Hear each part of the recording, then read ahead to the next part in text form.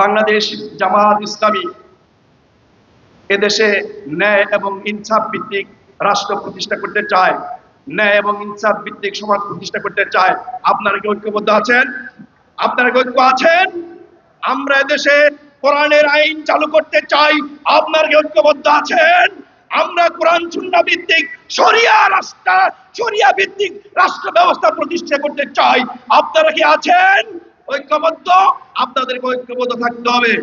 আমি বলবো উলামায়ে কেরাম, আপনার মনে রাখতে হবে, আমাদের সকলকে মনে রাখতে হবে, প্রিয় নবী রাসূল আকরাম সাল্লাল্লাহু আলাইহি সাল্লামকে এই ধরাতে, এই পৃথিবীতে, এই বিশ্ব ব্রহ্মাণ্ডে পাঠানো হয়েছে শুধুমাত্র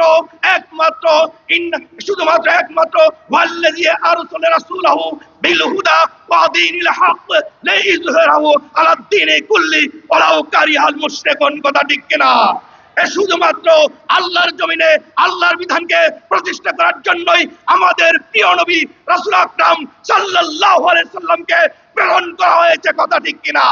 এই কথার সাথে যারা একমত হবেন তাদেরকে আল্লাহর জমিনে দিন প্রতিষ্ঠার জন্য অবশ্যই ঐক্যবদ্ধ থাকতে হবে। আর যদি কেউ একমত না হতে চান, আমাদের কপাল পুড়ে যাবে। আপনি ইসলামকে মানলেন না বলে স্বীকার করতে হবে। কথা ঠিক কিনা? প্রিয় ভাইরা আমার, আর ইসলাম থেকে রাজনীতি আলাদা করতে চায়, ইসলাম থেকে রাজনীতি আলাদা করতে চায়।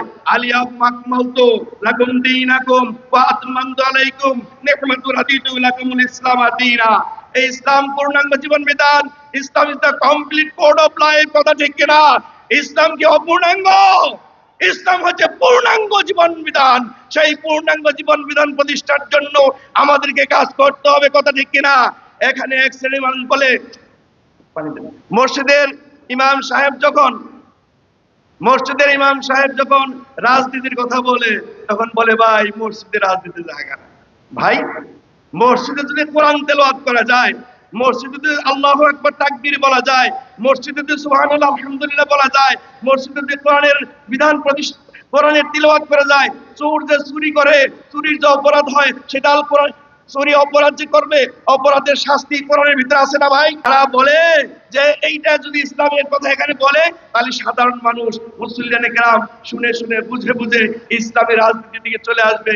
তার কারণে তারা বলে তাই মসজিদে রাজনীতি করা যাবে না। মসজিদে রাজনীতি যদি না করা যায়, মসজিদে কোরআন তেলাওয়াত চলবে না। আর যদি কোরআন তেলাওয়াত হয়, মসজিদে রাজনীতি হবে ইনশাআল্লাহ। কারণ ইসলাম রাজনীতি আলাদা নয়। ইসলাম থেকে যারা রাজনীতিকে আলাদা করতে চায়, সেখানে আসবে শুধু বর্বরতা, বর্বরতা, বর্বরতা। কথা ঠিক কিনা? যার কারণেই, বর্বরতা থাকার কারণেই আজকে সারা বাংলাদেশে সন্ত্রাস, চাঁদাবাজ, রাহাজানি, লুটতরাজদের আড্ডাখানায় পরিণত হয়েছে। কথা ঠিক কিনা? প্রিয় ভাইরা আমার, তাই আমি আপনাদেরকে বলতে চাই, ইসলাম এবং রাজনীতিকে আলাদা ভাববেন না। হাত থেকে মস্তককে আলাদা করা যায় না, মস্তক থেকে পাকে আলাদা করা যায় না। ঠিক তেমনি ইসলাম থেকে রাজনীতি আলাদা করা যায় না। যদি কেউ রাজনীতি আলাদা করতে চান, তাদেরকে কোরআন পড়তে হবে, আল কোরআনকে পড়তে হবে, আল্লাহ রাসূলের জীবনকে পড়তে হবে।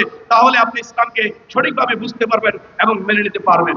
আমি বলি, ইসলামী রাষ্ট্র ব্যবস্থা প্রতিষ্ঠিত হলে হিন্দু, বৌদ্ধ, ইহুদি, খ্রিস্টান, মুসলিম, অমুসলিম, দল মত নির্বিশেষে কে কোন দল করেন দেখার বিষয় নয়, সকলেই শান্তিতে থাকতে পারবেন।